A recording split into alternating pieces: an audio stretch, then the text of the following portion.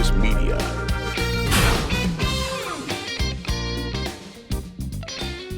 Hi everyone, welcome to News Dabs. I'm Jimmy Young reporting for Pro Cannabis Media, and we are so happy to have a special co-anchor today, the green nurse herself, Sherri Tutkus. Sherri, great to see you. Oh my God, Jimmy, happy to be here. There's always something to learn in this business. Something's going on.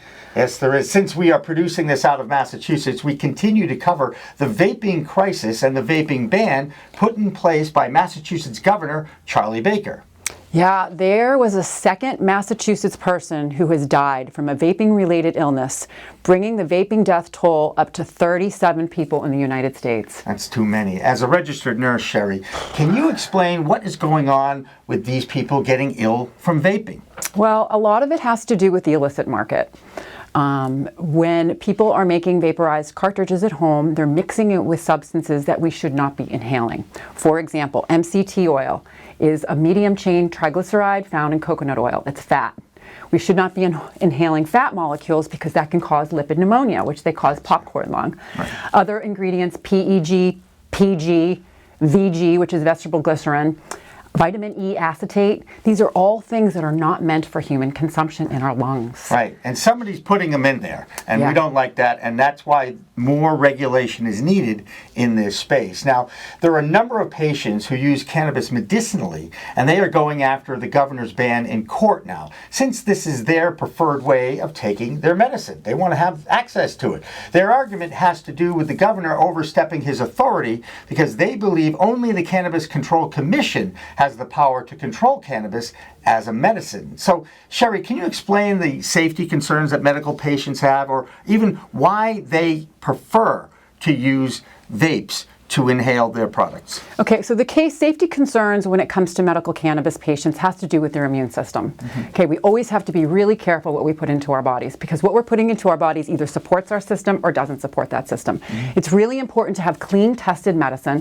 What they're also finding out from these medical patients that are getting ill is that they're using a variety of different products, not just cannabis. They're using nicotine products. And the cartridges that have been studied have a metal in them called cadmium. Right. So if you imagine heating a cartridge, cooling it, heating, cooling with the oil in it, and if the oil has other contaminants or solvents in it that's not supposed to be in there, what they've noticed is the metals are leaching into the oil, and when patients inhale that vapor, they're getting microscopic particles of hot metal. That's not good for you. No, and it's causing their lungs to be burnt. So that's what we're seeing, and it's very, very dangerous. And I'm a conspiracy theorist. I'm on record as saying I think there is a disturbed person out there who may have done this mass poisoning, and that really, really bothers me if that happens. Now, in the meantime, this past week in Worcester, the 4th annual Cannabis Certification Symposium was held at the AC Marriott. There were a number of panels that took on the issue of sustainable energy in the cannabis industry, how to create the best practices while using the latest in technology, and how to help entrepreneurs grow their product. Our friend Tito Jackson, the CEO of Verdant Medical, was on the committee for Community Development panel, waving the flag for diversity and creating a marketplace that is sustainable in the city and in rural neighborhoods. Cannabis Control Commissioner Kay Doyle was the keynote speaker, and NECN Sue O'Connell was the MC. Sue asked questions to Commissioner Doyle about a number of subjects, and Commissioner Doyle remains optimistic that the federal government will finally do the right thing. And business at the end of the day is about survival, right? You need to be there. And I don't know if anyone in the room actually has doubts about whether or not federal legalization is going to happen. We've heard some opinions today. I don't think there's doubt about the whether. I think we are looking at when and in what form that legalization happens. Now, I'm admittedly biased on this. I am, weird trivia note for you, the first Massachusetts full-time government employee to be paid exclusively for marijuana funding. Woo! Checking the Massachusetts State Sales Tote Board for the week of October 21st, there has been a dip in sales since the vaping crisis began. Only $9,651,618 was spent in the adult use market that week.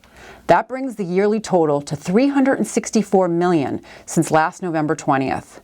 That means with just under a month to go, that total will fall short of the $400 million expected predicted by many market analysts. Worcester is fast becoming the cannabis capital of Massachusetts for a number of reasons. One is that city is undergoing quite a facelift in their downtown area. And last week at the Electric Haze bar on Newbury Street, Sensi Magazine hosted a Sensi Connect event, sponsored by MCR Labs, Weed Gets Filtration Systems, Rev Clinics, and Curaleaf.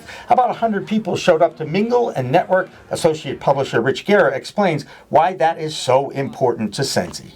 Why we put a Sensi Connect together is to really bring our advertisers together in one room consistently so they can just continue to build on those connections that they made at our last event.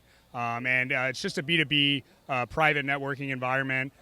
So bringing the community together, but maybe on a smaller scale than our Sensi nights. Finally, today, a sign that tells you how crazy the CBD rush is. Not only can you take CBD to help you sleep, but now you can sleep on it. Huh? I can't believe I'm plugging them. I know. Therapeutic True Cool Memory Foam now is a company that is marketing their CBD pillow at Brookstone and Bed Bath & Beyond. Can you believe it? I believe anything in this crazy world, Sherri, because it's a whole new world of weed out there. That will do it for today. For News Dabs this week, I'm Sherri Tutkus. And I'm Jimmy Young, and we leave you with some cannabis-friendly events in the greater Boston area coming up in the next week or so.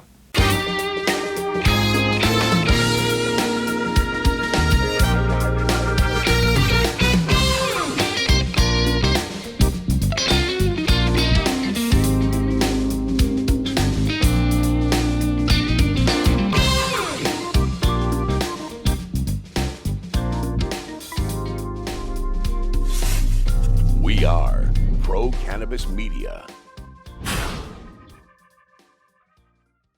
News Dabs is a weekly production of the Pro Cannabis Media Group.